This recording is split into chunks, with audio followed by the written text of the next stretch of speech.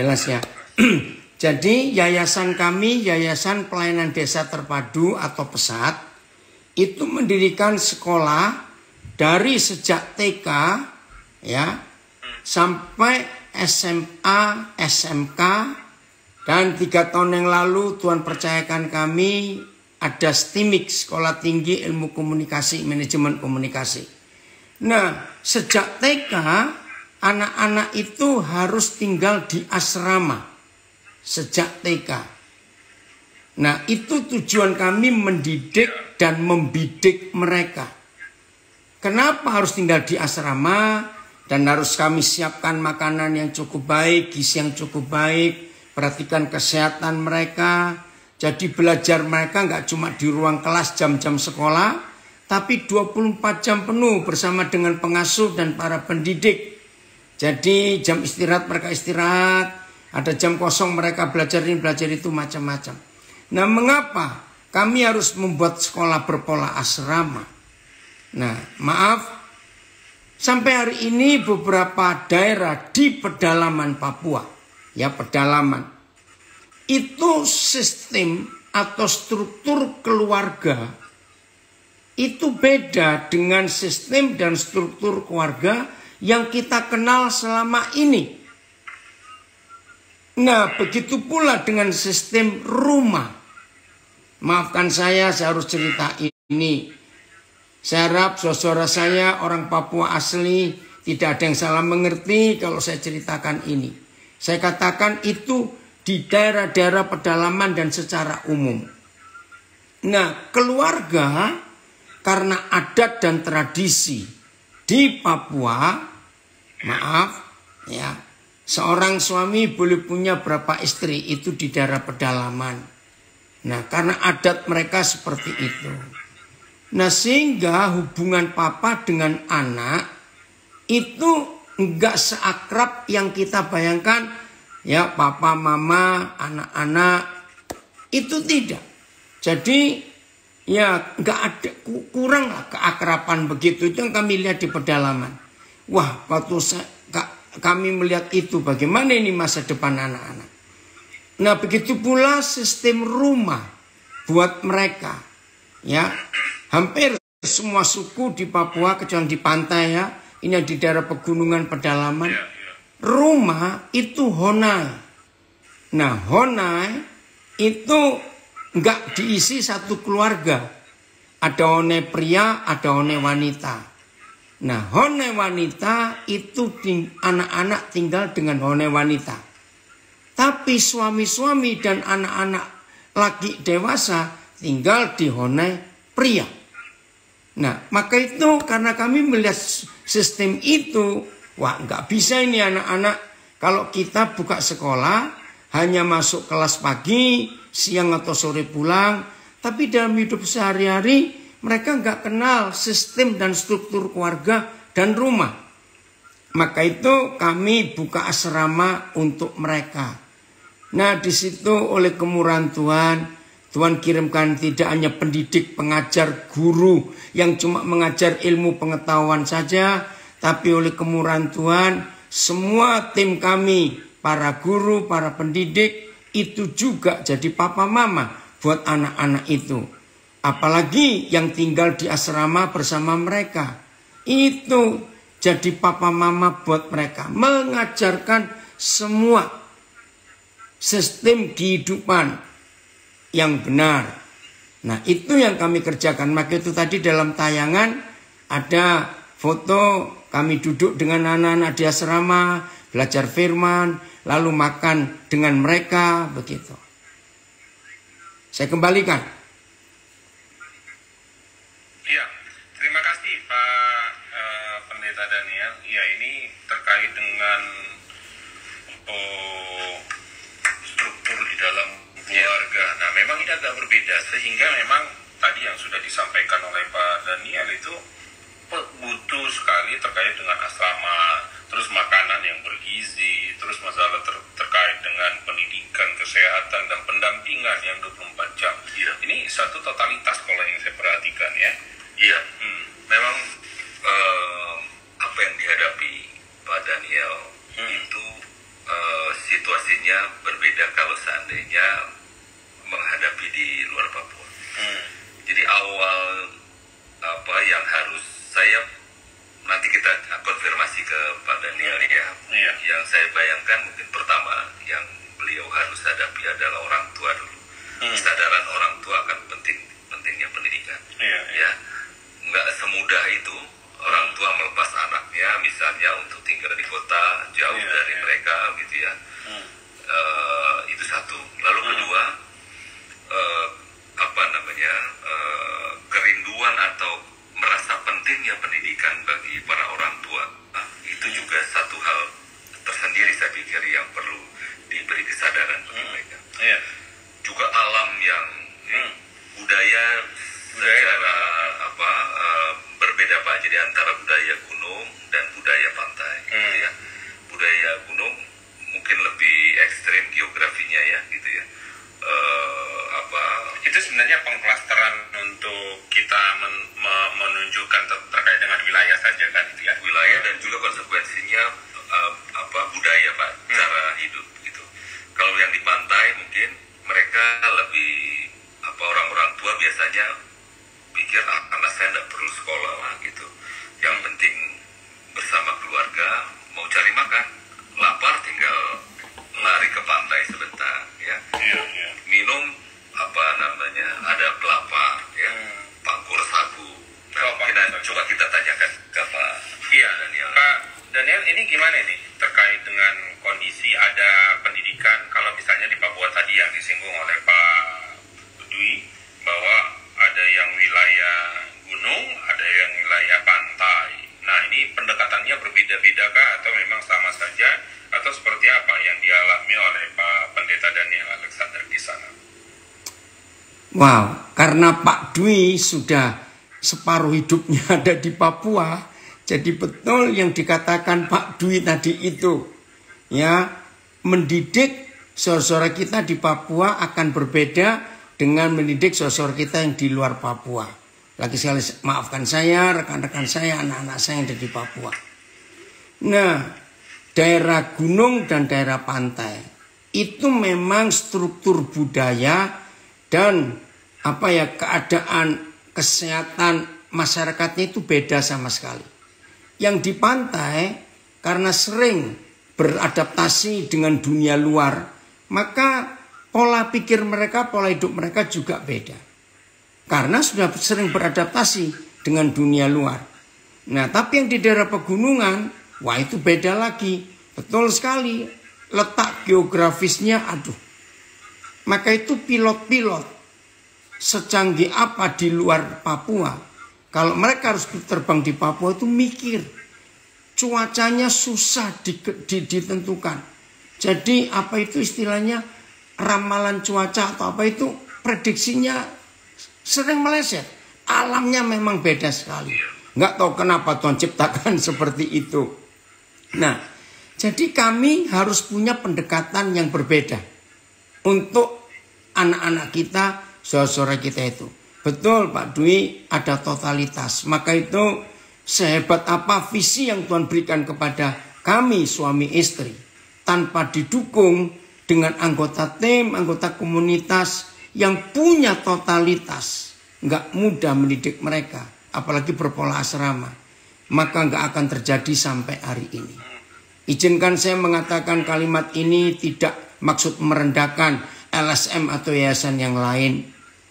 Setahu kami sampai hari ini belum ada yayasan lembaga pendidikan yang lain di Papua yang mempunyai sekolah berpola asrama. Memang itu tidak mudah. Nah, tapi Tuhan tolong kami sehingga tahun ini tahun yang ke-27 kami mengelola pendidikan berpola asrama ini. Sungguh luar biasa penyertaan Tuhan untuk itu. Bahkan di antara anak-anak kami yang kami didik sejak awal sudah ada di posisi-posisi yang cukup strategis. Contohnya anggota DPRD di Provinsi Papua yang termuda itu anak kami. Ya, dari pedalaman, dari Kabupaten Intan Jaya. Nah, sekarang ini calon camat di Intan Jaya salah satunya adalah anak kami juga dari daerah itu sendiri. Nah, di Nabire ada banyak lembaga hukum, bantuan hukum, kantor pengacara. Tapi satu-satunya kantor pengacara yang dinakodai, dipimpin oleh orang Papua asli, itu anak kami juga. Jadi kantor pengacara yang milik orang Papua asli di Nabire itu dari anak kami itu juga. Dan ada berapa yang lain lagi. Nah, itu dia. Jadi betul Pak Dwi. Ya.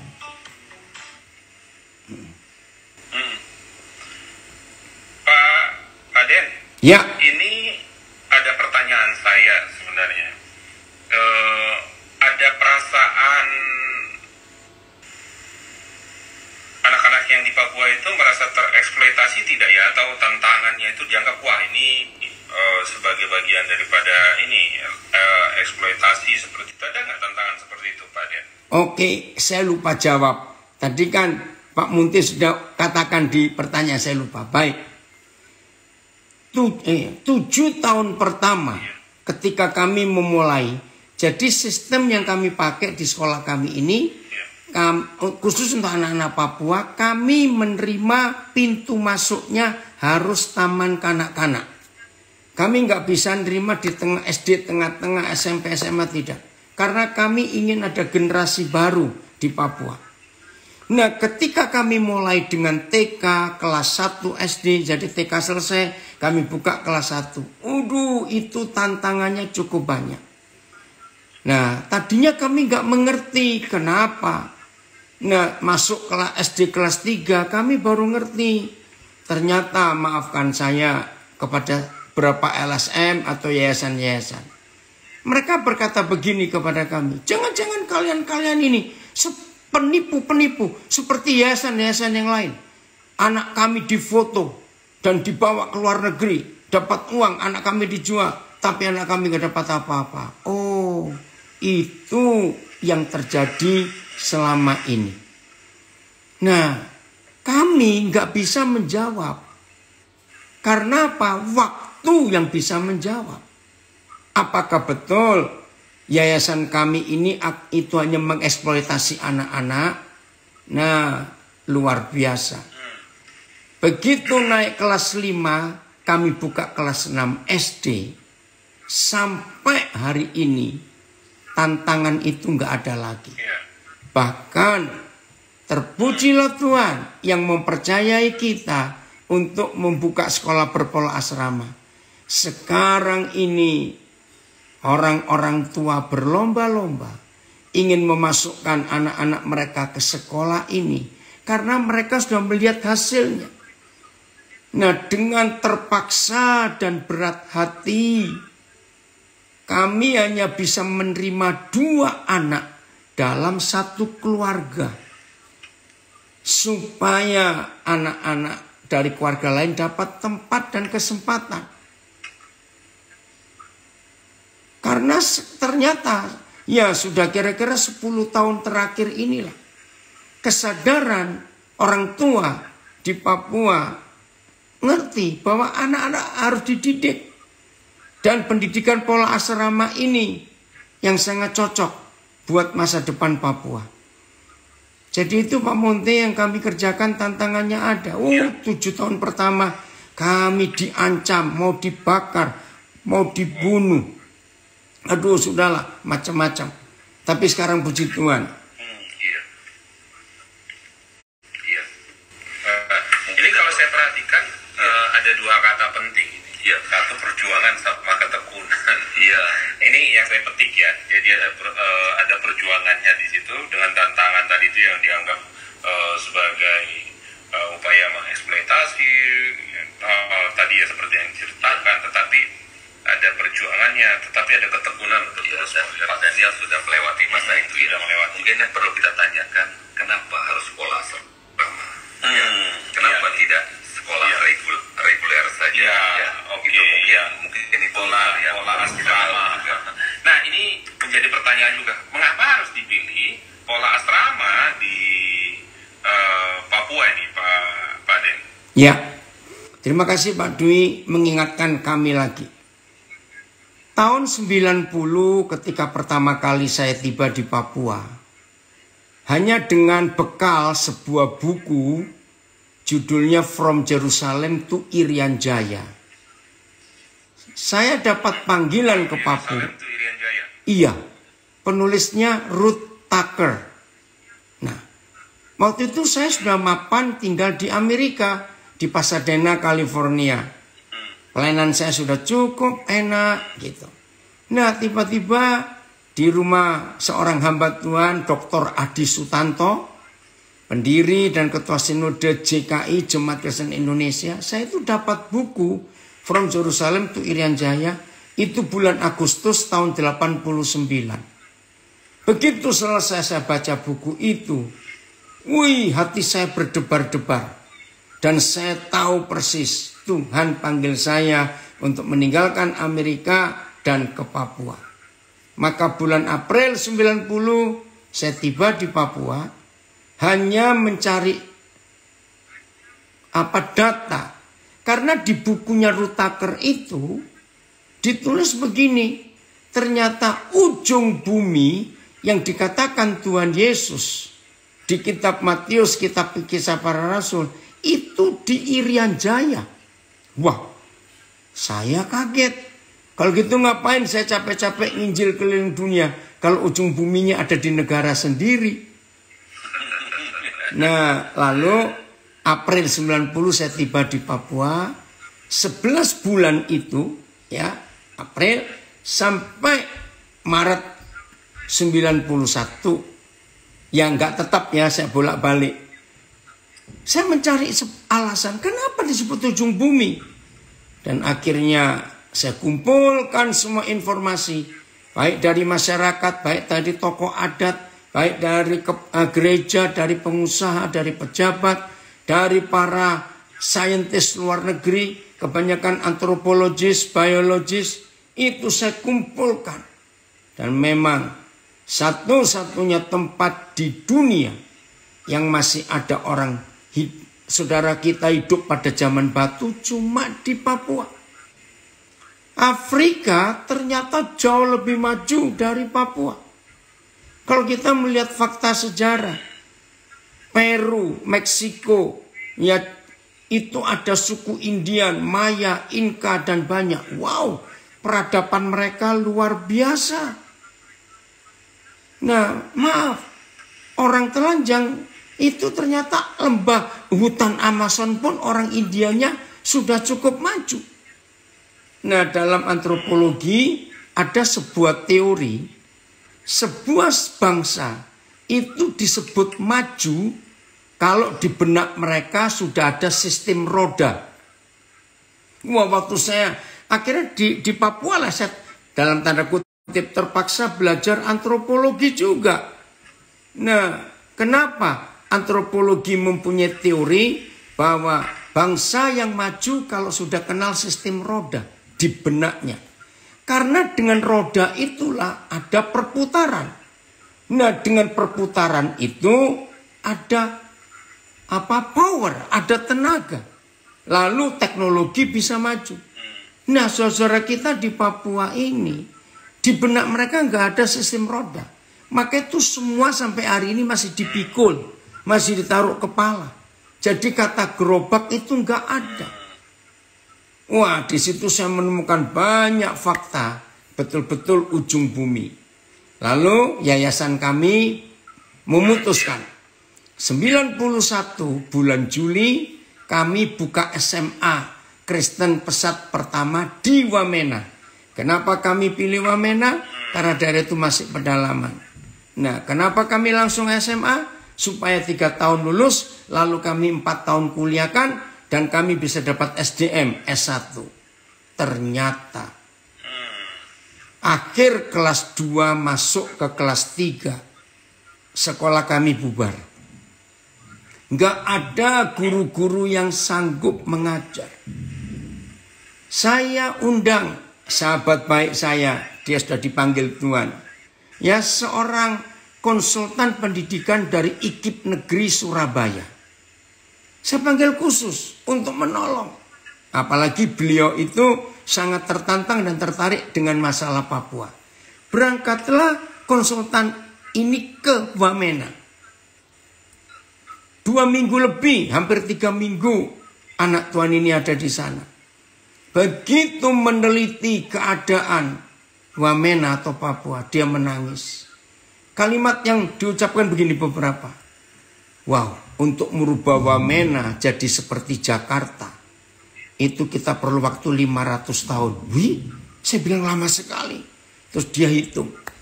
Untuk pendidikan ini kita perlu 2 ahli lagi. 1 ahli genetika dan 1 psikologi. Waduh, saya bilang bagaimana bayarnya nanti ini.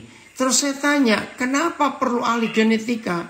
Nah, saudara-saudara, sampai hari ini, di pasar-pasar Papua, termasuk kota besarnya, di sebagian toko-toko, itu tidak ada harga yang misalnya 1.150, ya 3.200, itu nggak ada, harus bulat semua. Nah, konsultan ini menemukan ternyata di benak saudara kita ini tidak ada bilangan pecahan. Wah, ini unik sekali. Nah, maka itu kita perlu tahu ada apa ini. Dan sampai hari ini kalau kita ke pasar, ke pasarnya mama-mama, pasar tradisional nggak ada. Harga pasti 5.000, 10.000, 15.000, 20.000. Nggak ada yang ganjil-ganjil, itu nggak ada. Pak Dio pasti pernah ngalami itu juga. Begitu. Nah, terus perlu psikologi, pendampingan anak-anak ini. Karena trauma masa lalunya, struktur keluarga yang tidak memadai, dan banyak lagi yang lain. Wah, lemes kami waktu itu. Dengan terpaksa sekolah itu kami tutup. Kami berdoa kembali, Tuhan, bagaimana kami harus buat ini untuk Papua. Nah, keluarlah sebuah visi. Begini Roh Kudus ingatkan kami. Setelah kami putus asa berat sekali. Sekolah harus ditutup, gak bisa dilanjutkan, guru-guru gak tahan. Roh Kudus memberikan hikmat. Pakai pola Abraham. Apa itu? Cabut mereka dari akarnya. Keluarkan mereka dari lingkungan keluarganya. Yang kedua, pakai cara Tuhan Yesus. Guru dan murid, murid dan guru tinggal bersama-sama. Wah, artinya berpola asrama. Kalau begitu, kami angkat. Nah, tadi sebelum ini kan bapak-bapak sempat tanya, bagaimana menghadapi orang tua? Apa enggak keberatan anak-anak diasramakan sejak TK? Betul sekali. Awal-awal kami kesulitan mendapatkan anak-anak itu. Tetapi setelah anak-anak itu lulus SD dan perubahannya luar biasa, akhirnya mereka berbondong-bondong dan sekarang kami kewalahan untuk menerima anak-anak itu. Dan karena kemampuan baik finansial maupun tenaga SDM-nya, kami belum mampu untuk berkembang lebih jauh. Baru ada di Manokwari, Nabire. Ya, saya kembalikan. Iya, terima kasih Pak Pendeta dan yang bahwa pola asrama itu kalau yang saya catat itu tadi itu harus dicabut dari akarnya supaya ada kondisi yang baru, lalu mengikuti cara Tuhan Yesus bahwa guru bersama dengan murid itu harus bersama-sama. Ya, sebelum ke Pak Adwi, ya kita akan menikmati tayangan berikut ini dulu. Jangan kemana-mana, pemirsa Tirta TV dimanapun Anda berada, masih tetap bersama dengan kami. Kita akan saksikan tayangan berikut ini.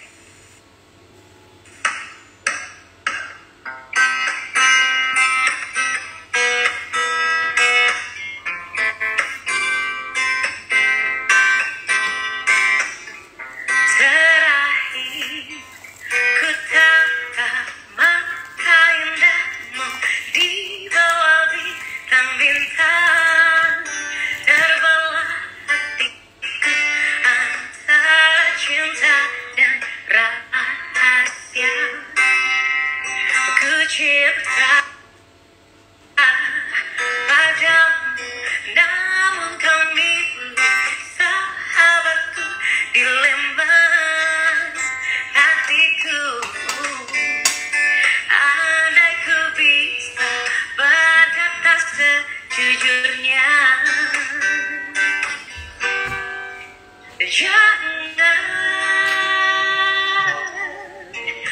kau pilih dia.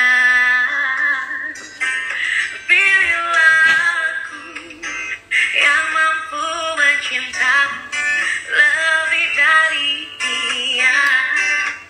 Bukan ku ingin merebutmu dari sahabatku, namun kau tahu cinta tak bisa kau salahkan.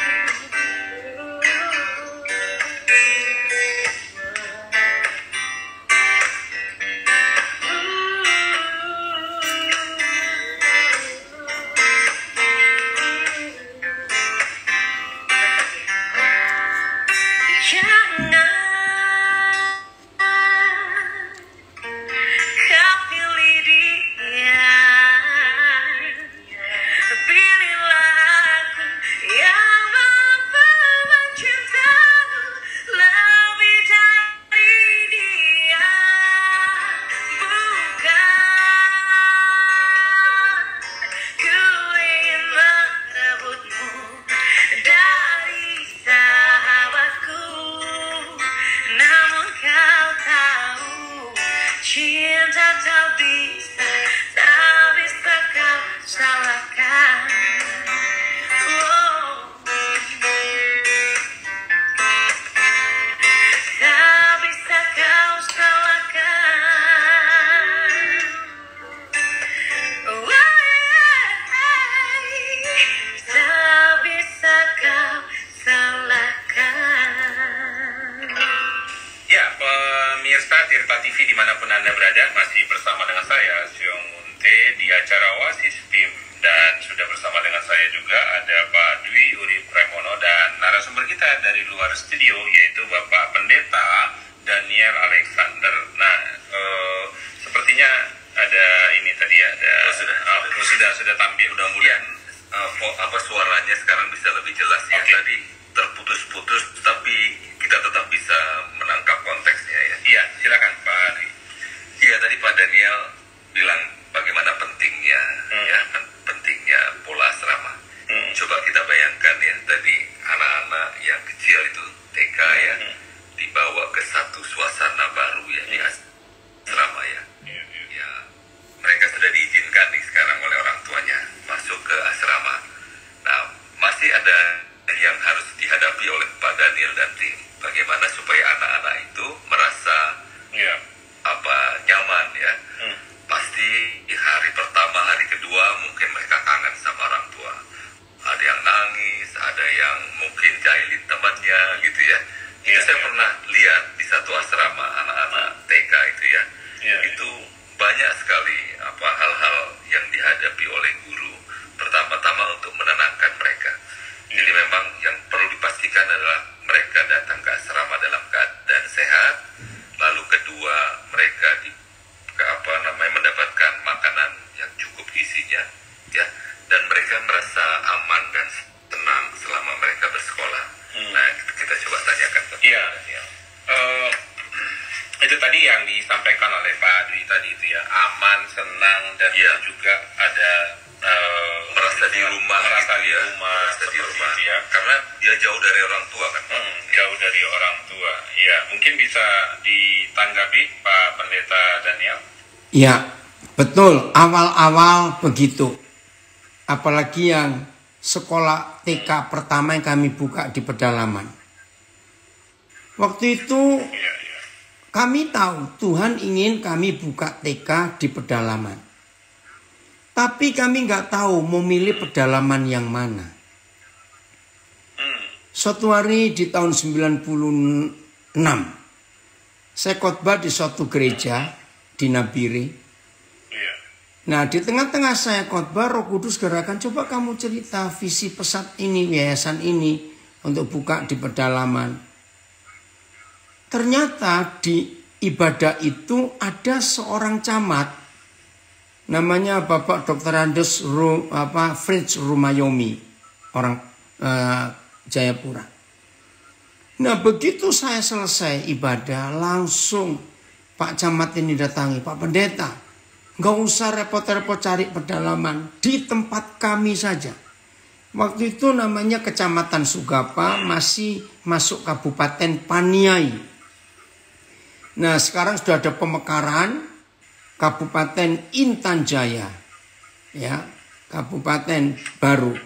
Nah ibu bapak saudara-saudara yang sering dengar gejolak besar KKB semuanya, ternyata di daerah ini. Nah puji Tuhannya sekarang ini sekian puluh persen saudara-saudara kita sebagai ASN di kabupaten ini, sekian puluh persen itu dari anak-anak TK yang kita dirikan dari tahun 97. Dan itu luar biasa jadi kesaksian. Nah, jadi awal kami buka di sana, aduh susah sekali. Belum ada transportasi yang memadai, hanya pesawat. Saya masih ingat, untuk bawa 1 lembar triplek saja dari Nabire ke Sugapa itu, ya desa Bilogai namanya. Maka 1 lembar triplek harus kami potong jadi 8. Baru bisa masuk pesawat. Karena naik pesawat Cessna yang penumpangnya cuma 5 orang itu. Bapak Dwi pasti tahu itu, maaf itu. Nah serepot itu. Aduh kami harus bawa paku, bawa tali, bawa terpal, bawa minyak, bensin untuk gergaji semuanya itu. Waduh ribetnya luar biasa. Nah awal-awal itu jadi bahan ejekan. Ngapain buka sekolah TK berasrama? Mana ada orang tua mau serahkan anaknya. Saudara-saudara, oleh kemurahan Tuhan, maka dari TK pertama kami buka itu 4 Agustus tahun 97. Sampai hari ini saya sudah nggak ngitung sudah berapa generasi yang diluluskan dari situ. Puji Tuhan. Jadi Tuhan tolong memang Pak Munte, Pak Dwi, membuat guru-guru kami itu pengasuh-pengasuh jadi orang tua yang baik untuk anak-anak. Sehingga ya puji Tuhan, boleh dikatakan kami tidak pernah mengalami kesulitan. Yaitu pokoknya setiap tahun ajaran baru, ya sekarang sudah berubah. Kami harus ngajari mereka mandi, ngajari mereka sikat gigi, ngajari mereka buang air besar di tempat yang benar. Wah itu nggak mudah. Tapi bersyukur guru-guru Tuhan kirimkan, pendidik-pendidik yang punya hati untuk anak-anak Papua itu.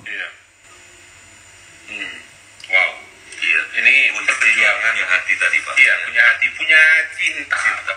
Kalau saya perhatikan punya kasih. Ini yang mendorong. Kalau saya nikmati, saya jadi terinspirasi. Suatu saat kita harus mengundang anak-anaknya Pak Den ini untuk kita wawancara, kita diskusi. Wah senang sekali. Boleh. Iya. Sepertinya kita harus bikin berseri. Iya, kita bikin berseri untuk berbincang-bincang. Karena menurut saya ini banyak sekali inspirasi yang bisa kita ambil. Semangatnya, motivasinya, perjuangannya, dan kepeduliannya. Dan Pak Daniel Alexander kan bukan orang yang maksudnya biasa-biasa gitu ya. Beliau, kalau saya katakan, saya kepikiran tadi, beliau itu sudah di tanah Kanaan, terus dia harus balik ke padang gurun dalam tanda petik ya Pak Pendeta. Dia berusaha untuk kembali lagi seperti itu untuk sebuah misi pendidikan dan mendidik dan membidik anak negeri ini menjadi sesuatu yang penting sekali ya. Yaitu panggilan ya Pak. Iya, panggilan. Dan saya pikir itu ada satu rencana yang dari yang Maha Kuasa ya. Jadi itu bukan sesuatu yang tiba-tiba ya. Dan tadi Pak Daniel sempat bilang ya ada teori genetika atau saya sempat tadi karena terputus-putus saya hanya terdengar genetika. Nah ada satu teori antropologi genetika yang mengatakan bahwa kapasitas atau volume orang Melanesia Papua ini Melanesia itu jauh lebih besar kapasitasnya daripada orang Austronesia. Ya itu ada satu teori. Saya lupa ahli yang mengatakan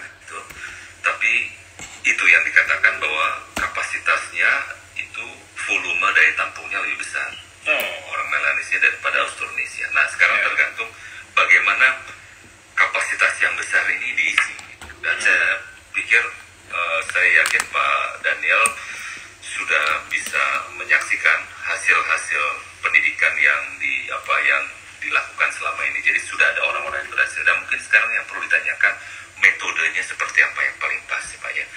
Apakah klasikal seperti halnya kebanyakan yang dilakukan ya, atau mungkin ada metode-metode khusus, mungkin perlu audio visual kah, atau ini saya pikir pengalaman yang menarik Pak. Iya, karena kita sudah di penghujung acara sebenarnya.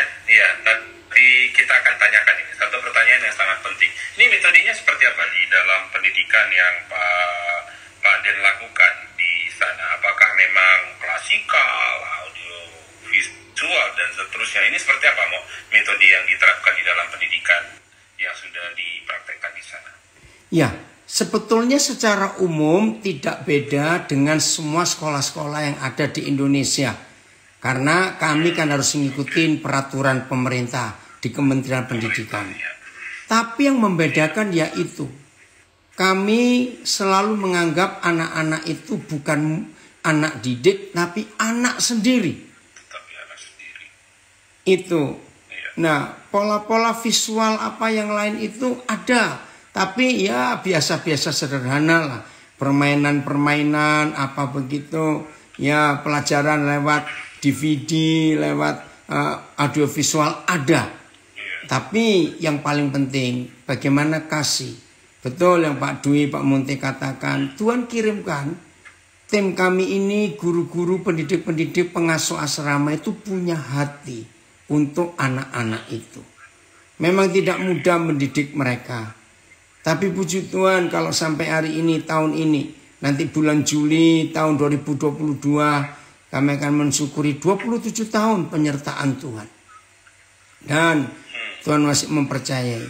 Jadi metode yang paling baik, klasik kami kerjakan, yaitu mendidik, mengajarkan semua. Tapi di atas semuanya itu adalah kasih. Bagaimana kami mau menerima mereka apa adanya dan diarahkan. Nah kalau sekarang buat kami sudah jauh lebih mudah, istilahnya tinggal gelinding saja, tinggal jalan. Karena contoh-contoh sudah ada. Bahkan ada beberapa guru yang mengajar di sekolah kita ini, itu justru dari anak-anak TK itu dulu. Itu, nah jadi mereka bisa ngomong kepada adik-adiknya, bagaimana dulu kakak di sini, begitu. Nah itu contoh yang ada. Wow, luar biasa sekali ini pelayanannya ya dari Pak Daniel. Memang itu tadi yang saya katakan. Sepertinya semakin menarik ketika nanti alumni yang dari sana boleh dipanggil melakukan pengabdian. Nanti kita akan diskusikan. Tapi karena waktunya kita sudah habis ini Pak Den dan Pak Dwi, mungkin closing statement sedikit saja Pak Dwi. Iya, kita harus melakukan segala sesuatu dengan sepenuh hati, dedikasi, dan dedikasi yang mampu bertahan sudah dibuktikan oleh Pak Daniel, yaitu berdasarkan kasih, dan itu harus kita lakukan, membuat atau memberi inspirasi bagi banyak orang. Wow, luar biasa. Mungkin ada kata-kata motivasi yang bisa disampaikan Pak Den, baik untuk guru ataupun mungkin orang yang sedang berjuang terus ini di dalam pendidikan. Silakan Pak Den. Saya pernah baca sebuah tulisan, saya lupa siapa yang menulis, berkata begini.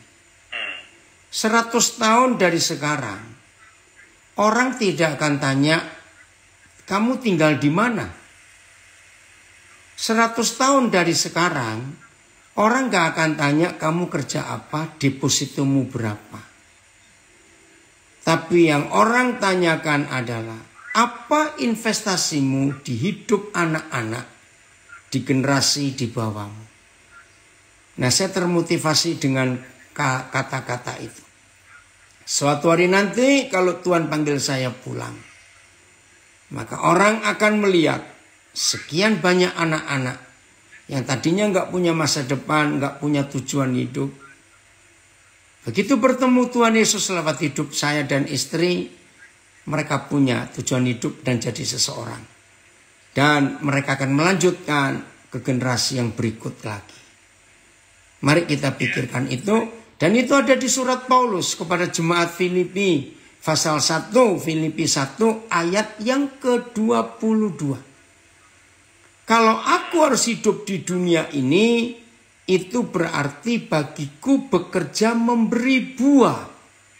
Nah, menurut firman itu, saudara dan saya adalah pohon-pohon buah dari pohon kehidupan Tuhan. Ada 4 ciri pohon buah yang kita harus tahu. 1, sampai hari ini dan sampai kapanpun tidak akan ada pernah pohon buah makan dan tahu rasa buahnya sendiri. Tapi hebat, walaupun mereka berjeripaya berbuah, nggak pernah tahu rasa buahnya, tapi tetap berbuah. Nah, saya ingin semua kita, jeripaya kita, nggak usah kita nikmati sendiri seperti pohon itu, biar orang lain menikmati. Yang kedua, kalau ada pohon buah pasti ada bijinya dan itu multiplikasi. Nomor 3, kalau ada pohon buah maka kehidupan akan ada di situ, burung-burung di situ, orang berteduh di situ. Dan kalau ada pohon buah, orang akan datang ke bawah pohon itu untuk makan buahnya. Itu dari saya. Makasih Pak Dwi, makasih Pak Munti. Ya, terima kasih Pak Pendeta Alex. Sama-sama, terima kasih juga. Ya. Motivasi dan begitu juga inspirasi yang sudah dibagikan bersama dengan kita di acara Oasis BIM mendidik dan membidik anak negeri. Dan karena kita sudah tiba di penghujung acara kita akan bertemu lagi di acara yang sama minggu depan di jam yang sama tentunya dengan topik-topik yang berbeda. Dan kami akan undur diri dan sampai ketemu di acara Oasis BIM berikutnya. Selamat malam, salam sehat selalu. Tuhan Yesus memberkati, selamat jadi berkat.